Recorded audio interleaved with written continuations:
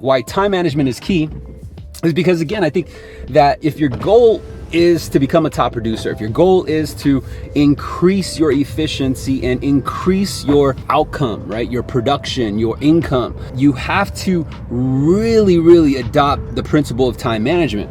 And I want to ask you a question, and comment below. Make sure you comment and engage, because it helps me in return. Have you ever met someone who you think should be busy, but it just seems like they're not? You know, like my CEO, the CEO of my company, multi-billion-dollar national size organization. He's the CEO and owner, right? I work for a privately owned direct lender here in California. And I mean, this guy, he just seems so calm, cool, and collect, real cool dude, humble dude, and I have a ton of respect for him. But one thing that always shocked me was just how calm and cool, collect he looked. Like nothing fazed him. Like he was never in a rush. He never looked burnt out, right? And I wanted to understand that, so I watched from afar and I tried to, kind of study his movements, the way he makes moves, and get an idea of, how his day is laid out. Because again, I think that you should always study the top example within your environment, and he happens to be one of the top examples within my environment. And so when I was looking at him and his composure and his body language, and I was comparing it to others who didn't have a fraction of his daily tasks and daily rules and certain duties or calendars, let's say, they look like they were stressed out, burnt out. They never had enough time, you know what I mean? Like they're always in a rush. And I wondered, I used to blame it on delegation, because you might be like, well, D, the reason why is because he hires other people to do it. While that might be true, at the same time, he still has a lot of things to do, like review, approvals, meetings. There's still a lot of things that demand his attention. And so the question really is, well, how does he get so much done, right? And not look like he's even phased? And I think one of the key ingredients is simply time management. And so I'm going to share with you a couple of things that I do for time management. And I'm going to share with you some of the factors that I sprinkle within my schedule, the way that I manage my time. Because I think that if you understand why I do these particular actions, you'll realize that, oh, well, that's why I'm burning up my time. That's why I never feel like I have time. So rule number one is you have to use a system.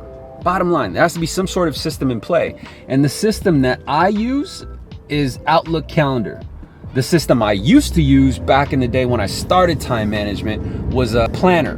Like you had to handwrite a planner.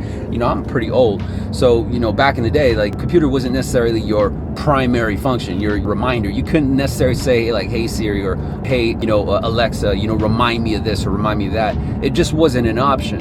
And so we used to have to write things out. Every single day we used to print from our calendar Outlook, or a Franklin Covey planner, which was a planner that had one day and it had 30-minute slots, right? 7, 7:30, 8, 8:30, 8:30 a.m., 9 a.m., and so on and so forth.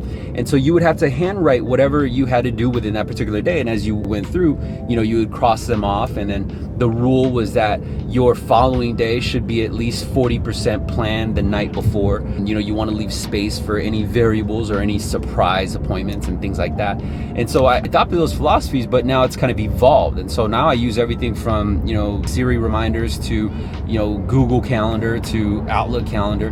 But bottom line is you have to have some sort of system that works for you. And chances are you're using Microsoft Outlook.